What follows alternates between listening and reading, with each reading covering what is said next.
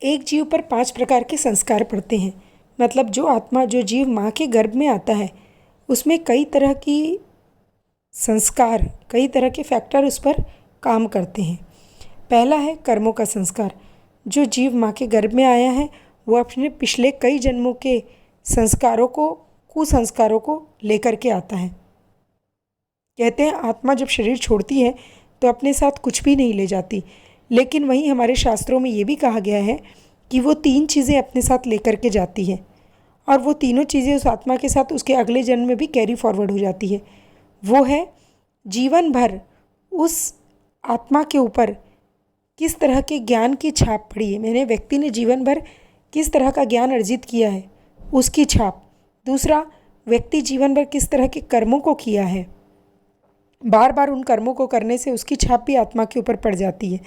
तीसरा है संस्कार, उसके आचार विचार भावनाओं से जो उसके संस्कार तैयार हुए हैं या परिवार से जो संस्कार मिले हैं उसकी भी छाप आत्मा पर पड़ जाती है।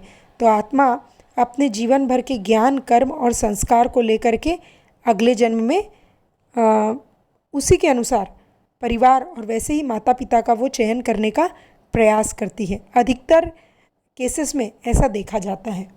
दूसरा है वंशानुक्रम, जेनेटिक। माता पिता के द्वारा वंशानुगत जो संस्कार दिए गए हैं, जो ट्रांसफ़र होते हैं, उसका प्रभाव। मतलब हम देखते हैं कि बच्चा कोई माता के जैसा दिखता है, कोई पिता, कोई दादा, कोई नानी, कोई नाना, कई पीढ़ियों पर वो जा सकता है। उसके बाल, उसकी आँखों का कलर, है ना, उसके चेहरे का कलर, उसकी हाइट, यहाँ तक कि कुछ पीढ़ी वंशानुगत बीमारियाँ भी होती है, वो भी पीढ़ी दर पीढ़ी ट्रांसफ़र होती है। तो ये जीन्स के या जेनेटिक संस्कार माने जाते हैं। जेनेटिक संस्कारों का अपना एक प्रभाव होता है, इसको हम हार्डवेयर भी कह सकते हैं। लेकिन तीसरा हम यहाँ पर देख रहे हैं माँ के द्वारा गर्भावस्था में दिया गया संस्कार, ये बहुत महत्वपूर्ण है। ये जेनेटिक संस्कार पर भी भारी पड़ता है।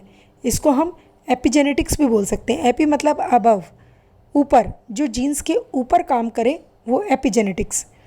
मतलब यदि माँ ने गर्भावस्था के दौरान अपने बच्चे के लिए बहुत अच्छा वातावरण दिया है, परिवार के वातावरण से माँ प्रभावित होती है और माँ के स्वभाव से, व्यवहार से बच्चे जो गर्भ में पल रहे हैं वहाँ का वातावरण वैसा बनता है और वो बच्चा प्रभावित होता है।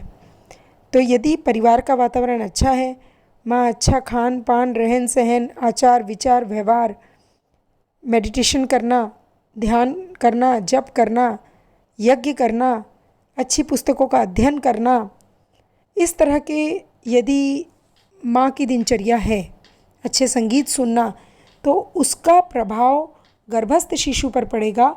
और यदि जेनेटिकली कोई बुराइयाँ भी है, कोई बीमारियों के भी जीन्स हैं या कोई स्वभावगत कोई बुराइयाँ हैं, तो उसका प्रभाव भी कम हो जाता है, उसका दुष्प्रभाव कम हो जाता है, क्योंकि माँ ने गर्भावस्था में उसको अच्छा वातावरण दिया है। तो वंशानुक्रम से जो चली आ रही बुरी चीज़ें हैं वो भी सप्रेस हो जाती है, दब जाती हैं, वो उभर करके बच्चे के व्यवहार में नहीं दिखाई देती। तो इसलिए कहा जाता है कि गर्भावस्था के दौरान यदि वातावरण का अच्छा संस्कार बच्चे को मिल गया, है ना, और माँ के द्वारा अच्छी दिनचर्या पालन की गई, तो बच्चे की कई हेरिडिटरी बीमारियों को भी पूरी तरीके से खत्म होते या उसका प्रभाव कम होते देखा गया है। अब यहाँ पर एक उदाहरण हम आपको बताते हैं हिरण्यकश्यपु का।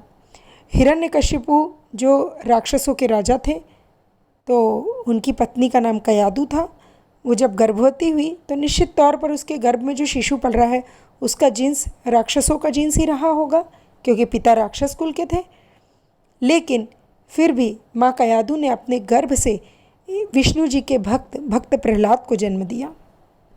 राक्षस कुल में एक भक्त का जन्म लेना ये एपिजेनेटिक्स का ज्वलंत उदाहरण है, क्योंकि गर्भावस्था के दौरान माँ कयादु को नारद जी का सत्संग मिला।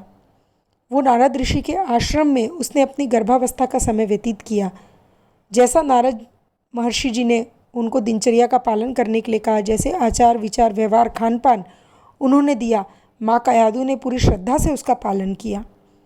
और उसका प्रभाव ये हुआ कि राक्षस कुल का जीन्स उसका दुष्प्रभाव सप्रेस हो गया, उभर के नहीं आया, और अच्छा वातावरण जो ऋषियों का आश्रम का वातावरण माँ कयाधु ने बच्चे को दिया, तो उस वातावरण के प्रभाव से विष्णु भक्त प्रहलाद ने उस कुल में जन्म लिया। कहने का मतलब ये है कि अच्छे वातावरण के प्रभाव से जेनेटिक बुराइयों को भी खत्म किया जा सकता है या कम किया जा सकता है। इसलिए माँ को गर्भावस्था के दौरान प्रयास करते रहना चाहिए। ऐसे बहुत सारे उदाहरण आज के समय के भी हमको देखने के लिए मिलते हैं, जिन्होंने गर्भावस्था में इन चीज़ों का पालन किया और बच्चे के अंदर वो गुण दिखाई दिए। यहाँ तक कि कई प्रयोग भी किए गए जिसमें वंशानुगत चली आ रही बीमारियों को भी गर्भावस्था के अच्छे वातावरण के द्वारा वहीं पर उसकी जड़ें खत्म हो गई या उसका दुष्प्रभाव बच्चे के अंदर आगे दिखाई नहीं दिया। 5वां है आत्मा के गुण, प्रेम, दया, ममता, करुणा, संवेदना, उदारता आदि। ये गुण आत्मा के अपने मौलिक गुण होते हैं, क्योंकि आत्मा को परमात्मा का एक अंश माना जाता है। तो निश्चित तौर पे परमात्मा में जो गुण होंगे उसका सूक्ष्म रूप में कुछ ना कुछ प्रभाव आत्मा के अंदर भी लिपटा हुआ होता है उन गुणों का। अब ये निर्भर करता है कि माँ गर्भावस्था के दौरान या बच्चे के जन्म के बाद उसको किस तरह का वातावरण देती है। अच्छा वातावरण, अच्छी भावनाएं रखती है तो आत्मा के ये मौलिक गुण उभर करके आ जाते हैं और वो बढ़ने लगते हैं, और फिर वो बच्चा एक महापुरुष के रूप में हमको दिखाई देता है। महापुरुष कैसे बनते हैं? अपने दिव्य गुणों से बनते हैं, अपने मानवीय गुणों से बनते हैं। तो हर आत्मा के साथ ये मानवीय गुण इनबिल्ट होते हैं, उसके अंदर छुपे हुए होते हैं। अच्छा वातावरण देकर उन गुणों को उभारना होता है, और यदि वातावरण वैसा नहीं मिला तो वो गुण वहीं के वहीं दब जाते हैं, तो वो निकृष्ट स्तर का व्यक्तित्व तैयार होता है। ये निर्भर करता है माँ के ऊपर, पिता के ऊपर, परिवार वालों के ऊपर, आसपास के वातावरण के ऊपर। तो इस तरह के 5 तरह के संस्कार जीव के ऊपर पड़ते हैं, तब वो उसका व्यक्तित्व उसके आधार पर तैयार होता है।